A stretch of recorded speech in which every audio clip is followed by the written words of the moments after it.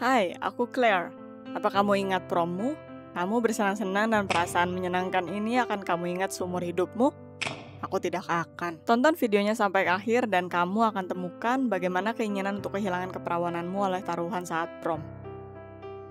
Aku telah menunggu prom sepanjang hidupku di SMA. Aku ingin menjadi yang tercantik di pesta dan menyiapkan dress paling baik. Dan menabung. 2 tahun terakhir aku bekerja sebagai kurir dan setelahnya aku bekerja sebagai pelayan di kafe. Oh iya, aku mendapat tip yang baik. Yang setelahnya dapat kubelikan tas. Teman sekelasku selalu terlihat menarik, tidak sepertiku. Aku tidak memiliki uang untuk baju yang bagus, sementara mereka sering menggantinya, mengambil foto, dan membanggakannya. Aku ingin menjadi seperti mereka, tapi mereka tidak menerimaku. Tapi lalu aku mendapat uang. Aku menghampiri mereka dan berkata bahwa aku akan mengenakan dress ternama saat prom. Dan mereka membalas, dressnya tidak akan menolongmu karena kamu adalah pecundang. Dan kamu akan tetap seperti itu. Tapi jika kamu tidur dengan seseorang, itulah saat kita akan menghargaimu. Aku langsung menolaknya, mengirim mereka ke neraka dan meninggalkan mereka dengan kepala menengadah ke atas. Itu adalah apa yang ingin aku lakukan jika aku bisa memutar kembali waktu. Tapi lalu aku berkata, aku akan tidur. Pernahkah kamu menjanjikan sesuatu yang tidak akan kamu tepati? Jadi aku mengacuhkannya, tidak berpikir itu akan berjalan sejauh itu. Aku mengatakannya dan seketika menyesalinya, karena aku tidak pernah memilikinya dengan pria dan aku tidak memiliki pacar. Hanya ada 2 teman laki-laki, dengan mereka aku pergi ke bioskop dan ke taman. Kita berbincang, dan selesai, kita tetap berteman. Teman-temanku tentu saja seketika memegang tanganku. Mereka mulai mengajariku cara merayu, bagaimana berkomunikasi dengan pria secara tepat, bagaimana bersikap, berjalan, berpenampilan, dan bernapas. Aku murid yang baik, aku cepat belajar. Tapi pria itu tetap tidak ada di sana. Kepada siapa aku akan melakukan?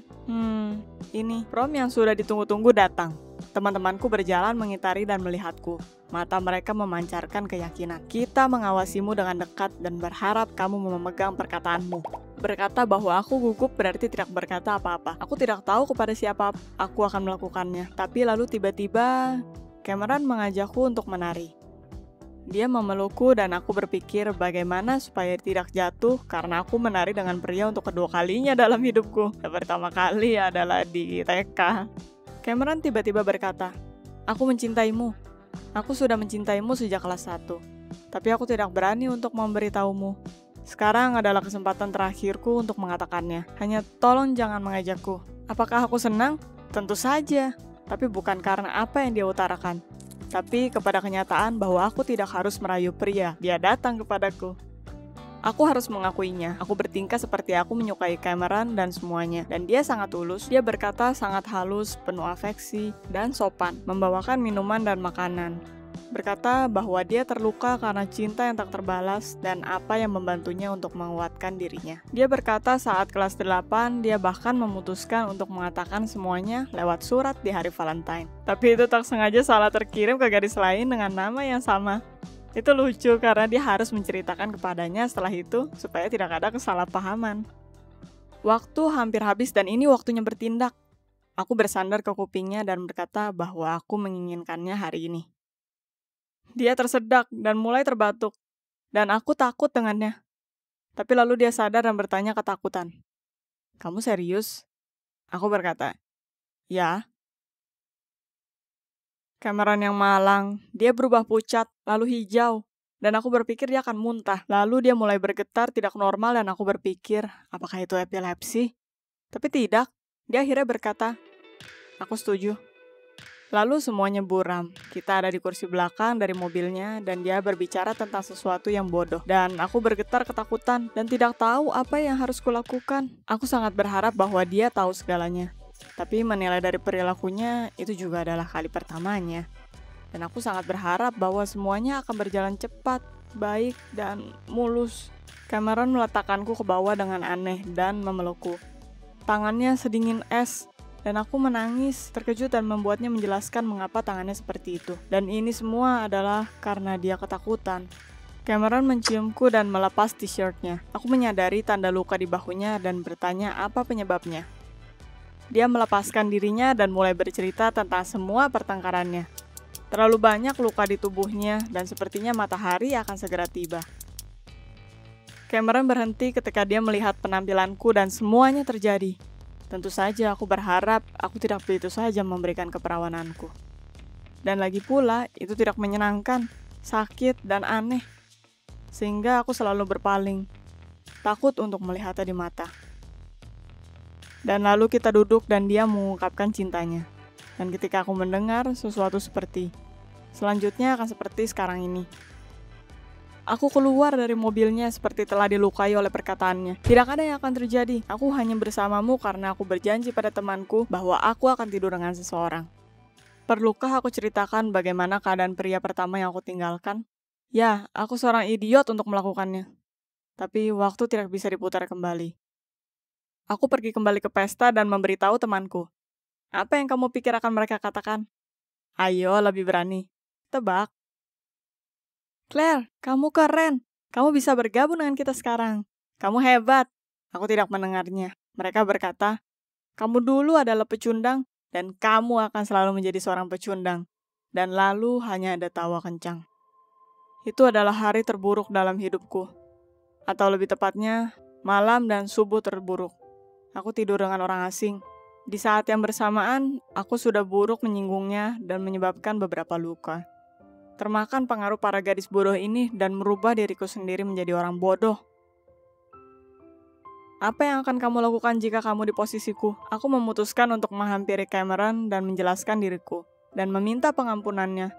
Ketika aku berjalan, aku membayangkan betapa marahnya dia kepadaku. Aku tenggelam dalam pikiranku dan memutuskan untuk membela diriku saat aku membunyikan bel pintu. Tapi Cameron, baik atau buruk, tidak keluar. Ayahnya berkata dia mengantarnya ke rumah kakek neneknya pagi ini untuk sepanjang musim panas. Oh, seramnya. Aku harus menunggu sepanjang musim panas dan menyiksa diriku dengan pikiran depresif. Dan lalu itu terjadi. Setiap hari aku bangun berpikir tentang Cameron dan membayangkan apa yang dia lakukan. Bagaimana dia menghabiskan waktu. Lalu aku membayangkan dia membenciku dan memukul kantung samsak dengan gambaranku. Yang lebih membuat depresi adalah melihat para gadis itu.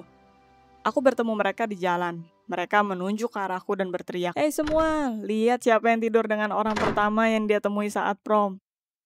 Tidak lama kita bertemu lagi, dan aku bahkan bertanya, apa mereka berjalan ke sini dengan sengaja? Salah satu dari mereka berteriak, "Bagaimana kamu bisa memiliki seks dengan Cameron?" Sangat menyeramkan. Aku tidak bisa diam dan berteriak, "Siapa kamu? Dasar kambing." Dan Cameron mencintaiku, dan aku mencintainya. Setelah itu aku menangis. Teman sekelasku tertawa, tapi aku tidak peduli. Untuk pertama kalinya, aku tidak peduli apa yang mereka pikirkan tentangku. Yang aku pikirkan hanya Cameron dan bagaimana aku sangat mencintainya. Dan bagaimana aku ingin dia memaafkanku. Dan supaya kita mulai dari awal lagi. Aku tidak tahu bagaimana aku menunggunya untuk pulang ke rumah. Setelah menunggu beberapa hari, aku pergi ke pertemuan yang sudah lama aku tunggu. Hanya berjaga-jaga, aku memasang posisi pembelaan. Dia membuka pintu. Sangat tampan, berkulit coklat, dan dewasa. Aku mundur dan menatap kosong ke matanya. Menunggu untuk sebuah ocehan, lemparan, atau tonjokan. Tapi dia terdiam. Lalu aku berkata aku butuh bicara dan kita pergi ke pelataran. Aku meminta pengampunannya untuk segalanya. Dan sebagai balasan aku mendengar. Aku tidak dendam terhadapmu. Dia mengatakannya sangat tenang dan kembali ke dalam rumah. Aku ingin berkencan denganmu dan bersamamu. Lihat bintang-bintang dan hitung mereka setiap kali. Aku meneriakkan semua hal yang aku tulis selama 2 bulan belakangan ini. Ya, aku sangat ingin bersamanya. Tapi sebagai balasan, dia berubah, menatapku dan pergi ke dalam rumah. Itu berakhir. Aku berhak mendapatkannya. Dan itu adalah kesalahanku. Menjadi seseorang seperti itu dan akhirnya berharap diampuni dan diterima dengan tangan terbuka. Sudahlah, seketika Cameron kembali. Dengan teleskop rumah sesungguhnya, dia berteriak, "Tolong aku!" Aku melompat, dan kita mulai mengatur peralatan tepat di pekarangannya. Cameron mengakui bahwa dia masih mencintaiku, tapi aku melukainya sangat buruk, dan dia akan membutuhkan waktu untuk mempercayaiku. Tapi itu tidak menghentikan kita untuk menunggu sampai malam dan melihat bintang bersama. Jika kamu suka dengan ceritanya, like. Aku akan senang jika kamu subscribe ke channel ini dan menekan tombol loncengnya. Lalu kamu tidak akan melewatkan seri baru. Jangan berdebat dengan kehormatanmu dan biarkan kamu dikelilingi oleh teman yang loyal dan jujur.